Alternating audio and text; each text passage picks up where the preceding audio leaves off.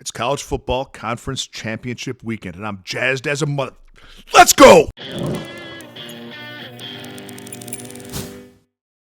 What's going on, everybody, and welcome to the jungle. Super pumped for the Saturday college football conference championship schedule.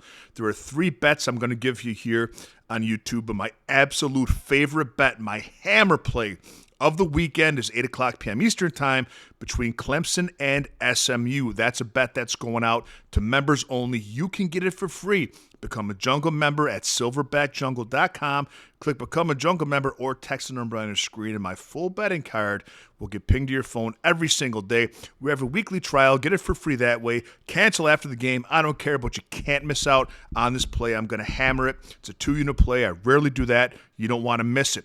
Let's get right into these games. Game 1 we're going to talk about is Georgia and Texas. Now, they played earlier on in the season, and Georgia beat them. But the reason, and I'm not like because this, because that guy, the reason Georgia won that game is because of 3 brutal early turnovers by Texas, and they were down 23-0. They just could not recover. And in fact, that loss was because of the turnovers. Georgia had 17 points. Because of those turnovers, Texas was playing from behind the entire game, just couldn't catch up. On paper and on the field, Texas is the far better, far dominant team. In fact, if you look at their conference games, Georgia's +6 in those conference games against opponents in terms of total score. Texas is +14. Look at the SEC opponents in terms of yardage gain. Georgia outgains teams 5.8 yards to 5.1. Texas 6 to 4.1. That's a 1.9 yardage advantage. That's superior to Georgia. I truly think that Texas is a better team here. I think they probably played a little bit tight at home the first meeting. I think that the neutral field is going to serve them well. I'm laying it with Texas -2.5. Hook those dogs, baby. Texas Longhorns -2.5. Second game we're looking at is Penn State and Oregon. And it's interesting because these are 2 very good defenses, but they both struggle against teams with good offenses. Penn State beats up on weak teams, and I think that when they play good teams is when they struggle. Look at the Ohio State game. It's the only common opponent that I want to reference when it comes to these 2 teams. Ohio State, besides the first 5 minutes of that game, when Ohio State had that turnover, had that pick 6, Ohio State was in control of that game the entire time and beat Penn State pretty handily.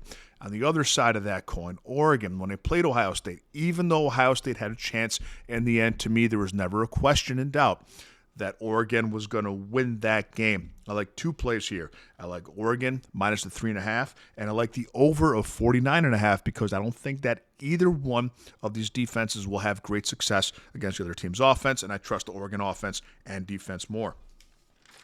My second favorite play of the day, after the one I'm going to give you in the SMU game, and Clemson game when you become a member, is Iowa State versus Arizona State.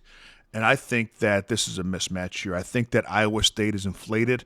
I think they've taken advantage of a weak schedule. I think they have a very hard time moving the ball through the air. I think that they've gotten worse as the season's gone on, whereas Arizona State has gotten better since the season has gone on. I think Rocco Becht is overinflated. I think because his father played tight end for the New York Jets in the NFL, that there's more focus on him that needs to be. I think Arizona State is the more complete team, a much more balanced team, a much more balanced offense. I think that if Arizona State gets up, and I think they will, that Rocco Becht and the Iowa State Cyclones will have a hard time passing the ball, so I wouldn't worry about a backdoor cover.